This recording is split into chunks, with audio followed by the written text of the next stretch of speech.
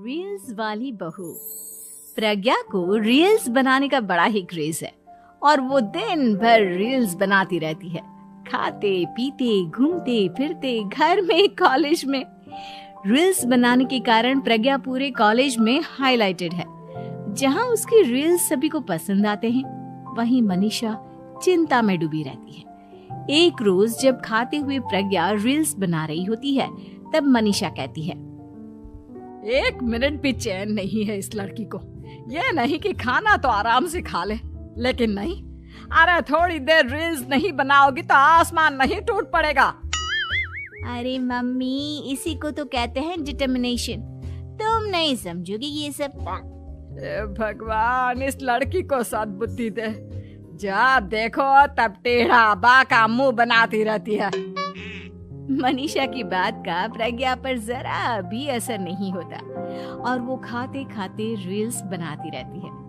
दिन बीतने लगते हैं और देखते देखते प्रज्ञा का कॉलेज भी खत्म हो जाता है। आए दिन कोई ना कोई मनीषा को प्रज्ञा की शादी करवाने का सुझाव दे जाता है। सब ठीक ही कहते हैं, प्रज्ञा की शादी कर देनी चाहिए। अपने घर के काम काज में व्यस्त हो जाएगी तो खुद ही ये रील्स और नाच गाना बंद हो जाएगा। मनीषा और प्रेम प्रज्ञा के लिए एक अच्छा लड़का ढूंढने लगते हैं और तभी विकी का रिश्ता प्रज्ञा के लिए आता है, जिसने प्रज्ञा को उसकी रील्स देखकर पसंद कर लिया था।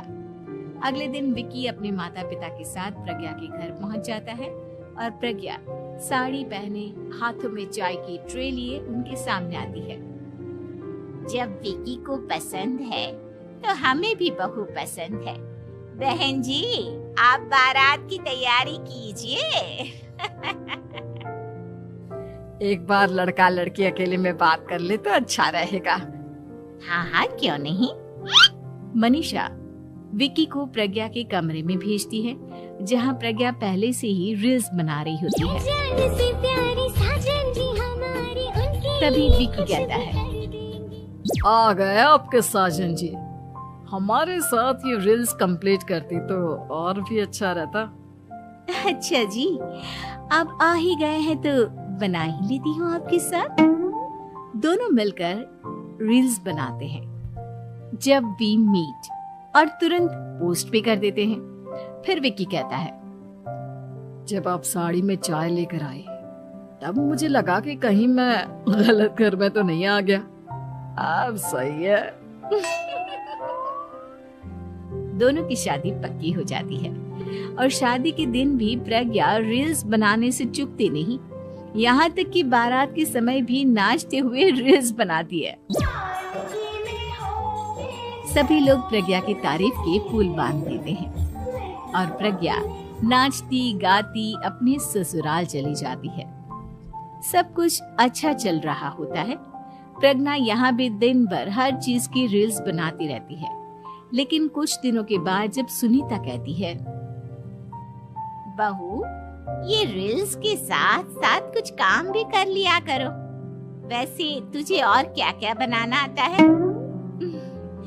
मम्मी जी, वैसे तो सब कहते हैं कि मैं सब कुछ अच्छा बनाती हूँ, लेकिन मुझे लगता है कि मैं मैगी अच्छा बना लेती हूँ। हाँ, कॉफी भी अच्छा बना लेती हूँ और मुंह तो सबसे अच्छा बना लेती हूँ। हैं? अच्छा अच्छा।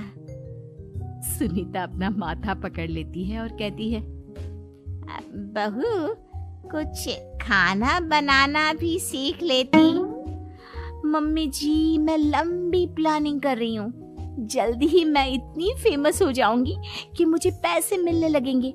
हम दोनों सास बहू राज करेंगे, राज ना कर काम करेंगी और लोगों की तो लाइन लगेगी हमसे मिलने के लिए। तेरा दिमाग खराब हो गया है क्या बहू? हंसी मजाक तक ठीक है, लेकिन इस तरह घर नहीं चलते।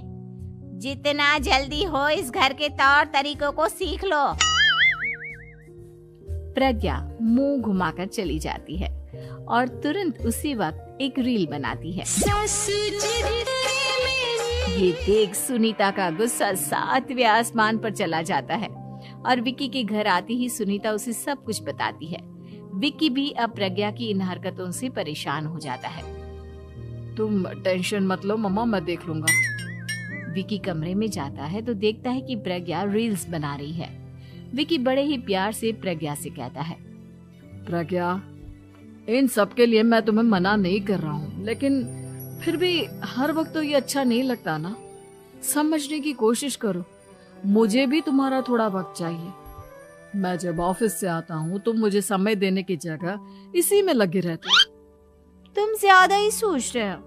तुम भी मेरे साथ रील्स बनाओ ना, तुम्हें भी बहुत अच्छा लगेगा। तुम्हें इज्जत से कोई बात समझ में नहीं आती क्या? दिमाग खराब हो गया है तुम्हारा इस चकाचौंध से। अगर तुमने अपना रवैया नहीं बदला तो मैं तुमसे दूर चला जाऊंगा। तुम ही रिश्ता लेकर आए थे, मुझे लड़कों की कमी नहीं थी और ना आज है। विक्की दरवाजा पटक कर चला जाता है। धीरे धीरे विक्की प्रज्ञा से दूर होता जाता है। एक रोज मनीषा प्रज्ञा के ससुराल उससे मिलने जाती है। तब सुनीता उससे कहती है, बहन जी, अब आई हैं तो कुछ दिन यहाँ रहकर जाइएगा, आप ही का घर है। हाँ मम्मी, बहुत दिन हो गए तुम्हारे साथ एक भी रील नहीं बनाई मैंने। प्रज्ञा तुरंत अपने फोन में रील्स ऑन कर लेती है। ये सब मुझसे नहीं होता। तेरा ये भूत अभी तक नहीं उतरा क्या? बहन जी, आप कुछ कहती नहीं क्या इसे? जब आप ही कुछ नहीं कर पाई तो मैं कर ही क्या सकती हूँ। सास तो वैसी ही बदनाम है। शाम को घर की लाइट चली जाती है और मनीषा प्रज्ञा से कहती है, मेरे घुटनों में बहुत दर्द हो रहा है, तू लाइट का कुछ इंतजाम करना बेटा। अच्छा, कैंडल जला देती हूँ मम्मा। प्रज्ञा गाते हुए कैंडल जलाती है और खिड़की के पर्दे के पास रख देती है। मनीषा, जिसे बहुत दर्द हो रहा है, वो सो जाती है और प्रज्ञा हमेशा की तरह अपने रील्स में लग जाती है। उधर कैंडल की वजह से पर्दा आग पकड़ लेता है और मनीषा के कमरे में आग लग जाती है। बचाओ, कोई है, बचाओ। सभी भागते हैं और विक्की कमरे की आग बुझाने में लग जाता है, लेकिन तब तक मनीषा आधी जल चुकी थी। मनीषा की हालत देख प्रज्ञा रोने लगती है। विक्की मनीषा को तुरंत हॉस्पिटल ले जाता है और उसे एडमिट कराता है। विक्की प्रज्ञा से कहता है, देख लिया ना, तुम्हारे इस नाच गाने की वजह से आज तुम्हारी माँ की जान जाते जाते रह गई। अब पता नहीं तुम और क्या चाहती हो। उधर डॉक्टर कहते हैं, इनकी हालत बहुत नाजुक है, आधे से ज्यादा जल चुकी है। प्रज्ञा रोती हुई मंदिर में जाती है और भगवान के आगे जाकर कहती है, भगवान, मेरी माँ को ठीक कर दो। मैं कसम खाती हूँ, हाथ से ये रील्स बनाना छोड़ दूंगी। बस मुझे मेरी माँ वापस मिल जाए। 2 दिन बीत जाते हैं और मनीषा खतरे से बाहर आ जाती है। पेशेंट अब ठीक है, आप लोग उनसे मिल सकते हो। सब कोई मनीषा से मिलता है और प्रज्ञा सबके सामने अपना फोन तोड़ देती है। मुझे माफ कर दो मम्मा, मैंने तुम लोगों की बातों को नजरअंदाज किया।